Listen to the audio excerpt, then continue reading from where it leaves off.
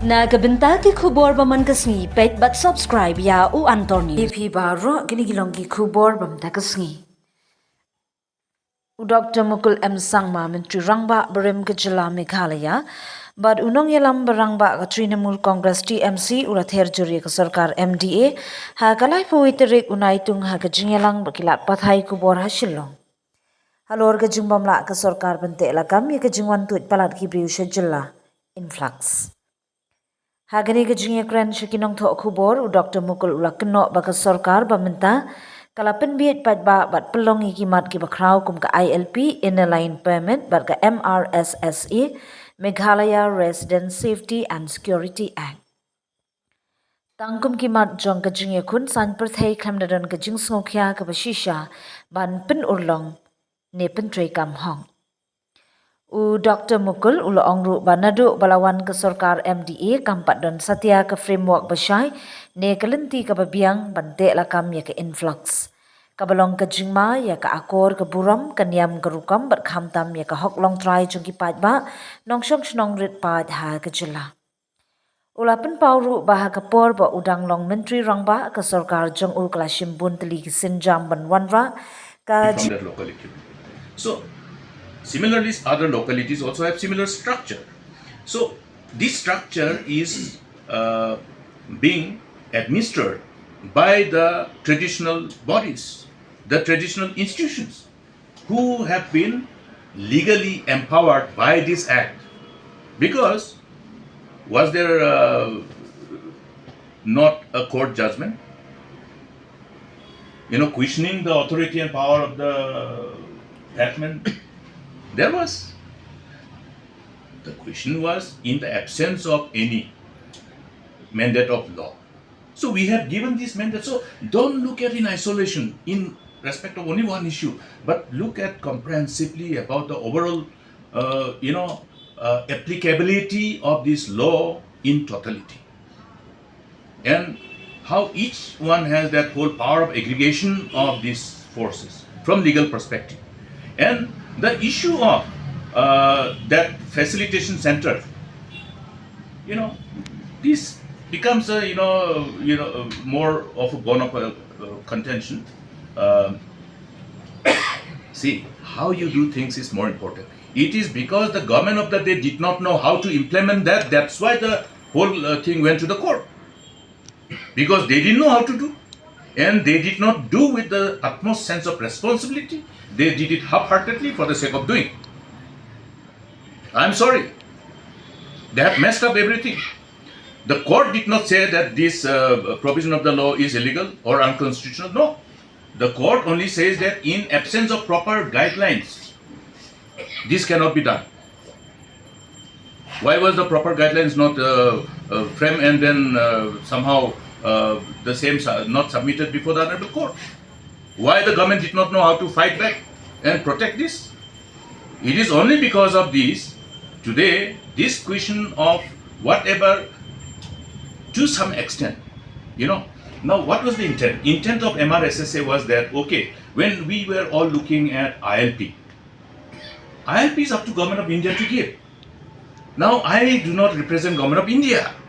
At that point of time when we were running the government, we did not represent Government of India. So, Government of India we cannot take for granted. We cannot take the parliament for granted. You see, we have to have understanding about how our democracy operates. You cannot even take the assembly for granted, how the legislature will behave. Therefore, only when one particular issue is brought before the August House, how the honorable elected members in the August House, articulate, debate, discuss, and then somehow from the perspective of on people's behalf, how they really agree or disagree on various points which are factored in any proposed legislation. Therefore, you cannot take assembly, the state legislature for granted in advance, nor you can take parliament for granted. How the parliament will decide, we cannot always, somehow predict, and it is not also inconsistent with our somehow given core values of our democracy. Therefore, having known that if Government of India takes time to agree for the demand of ILP, I cannot promise on behalf of the government of India. That's why I did not promise. I never promised ILP. Did I promise ILP? But we agreed to unanimously adopt a resolution in the assembly during the time when the current government, the present dispensation, promised us that they can do it. They promised us that they will be able to do it, so we agreed to vote. But I did not promise during my time because I know I cannot convince government of India. At that point of time, I don't know whether now I can convince or not if I have to represent the government. But at that point of time, I did my due diligence, I did my homework, I knew that I can't convince the government of India, so why will I fool my people? Mukul Sangma cannot give false hope to the people of the state. And that is my brand. So therefore, I did not lie to the people. But the government of the day told everybody, saying that you just adopt this resolution, it is done. Why will we not vote for this? If they have been able to convince the government of India, but if they have not been able to convince the government of India, that means they have lied before the House. They have lied before the House.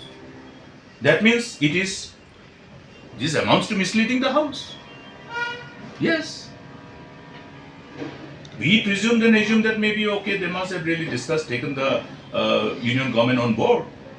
That's why they are giving that kind of, that with authority, that kind of your assurance. What has happened to that assurance? After the resolution was adopted, did not they come to the Central Library, met the civil society organizations who were waiting for the House to take a resolution? Didn't they come and tell them? I think they are all available still in your photographs, in your photo gallery. So that was a lie. So if people of the state has seen the biggest lie, how many lies you need to be, imposed upon? So that's why when I know that I cannot convince during my time to somehow invoke the provision of ILP in respect of Meghalaya, so we came up with this alternative. A bird in hand is worthier than the two birds in the bush. So what we could do, we have done. But I am telling you, if we very meticulously design the implementation of the provision and mandate of the MRSSA to a great extent, we will be able to ensure that people cannot just come and stay wherever they like. At least the purpose for which they are coming, the background, the credentials, the intent, everything will be compiled, based on which the neighborhood, the traditional institutions will agree or disagree to allow them to stay. That is to a great extent a powerful instrument for the traditional institutions. We are not depending on others. That's why the whole process is with the involvement of the traditional institutions, and this particular law has empowered the traditional institutions to be actively involved in this whole process of dealing with the challenges of the influx that we have witnessed in the preceding decades, and it will act as a deterrent, because there are many ways of creating that deterrence within the act while we implement the act. There is a need to have a better discussion, but the government of the day, what did they try? They tried to amend the act without doing the due diligence. Could they amend the act? Could they amend the act? They tried to amend the act, but they forgot that they have gone beyond the legislative jurisdiction of the state legislature. That's why it was sent back. So if as a state legislature, somebody as a legislator, we fail to understand our legislative jurisdiction, then we make a mockery about the whole empowerment that we are vested with. Lawmakers will know where your border, where your domain ends. So therefore, it's a question of, rather, again, it gives me reason to question them whether they wanted to somehow derail the whole mandate of this beautiful act, which can to a great extent address the concerns of issues of unchecked, unregulated entry of people and residing of people in our neighborhoods. It helps in many ways, but then it is not enough. It is not enough. That is true. But to a great extent, this is a powerful legal instrument for the people of the state to deal with the concerns of unregulated entry of our people and unregulated stay of people from outside in our neighborhoods. And that is what we should avoid. Because earlier also, when they tried to amend the act, I have cautioned that don't go beyond your legislative domain, don't go beyond the legislative jurisdiction, lest you hit the wall. And as I have cautioned, they hit the wall and they delayed the implementation of this whole mandate of the law.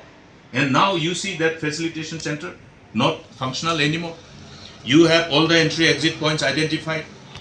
I am telling you that these particular entry and exit points which are mandated as per the law is not challengeable by any court of law, nor can it have any judicial intervention, because it is well within the mandate of the constitution in as far as the state legislature jurisdiction of making or enacting a law is concerned. Therefore the act is still there. Otherwise you have seen people have challenged the constitutional viable whether it can withstand the scrutiny of the judiciary. It has been already tested. It has been tested. So therefore, doesn't it have this provision, entry exit point? Doesn't it have? It has. How you implement this is what is crucial and important. There is where the sincerity comes. There is where they are not sincere to deal with the issue of influx. They want all the people from outside to come and grab all the business here. I am sorry, but I am concerned for the future of our people. They want our medical college to be taken by somebody. They want all the business to be taken by somebody. They want all the land to be grabbed by somebody from outside. That is the intent of this government. That's why they don't want this act to be implemented. Otherwise, there is an entry, exit, entry, exit. Is it not there in this particular law? It is there. Has it not withstood the judicial scrutiny by the court? It has withstood. Therefore, it's a powerful instrument to the extent possible, deal with this whole concern of influx and unregulated inflow of people from outside. Honestly, otherwise, what has happened to the entry-exit points? If it has been able to withstand the scrutiny, judicial scrutiny, this act has been taken for judicial scrutiny, my dear friends, but it has withstood the judicial scrutiny because the authors of this act knew the legislative jurisdiction of the state legislature in sync with the mandate of the constitution. We are not those who, just because somebody tells you to make a law just to play to the gallery, we will just show. It's not a lip service. It comes from our heart. It demonstrates our intent, the intent of really doing justice to the desire and intent and sentiments of our people. That is what we talk about, serving the people.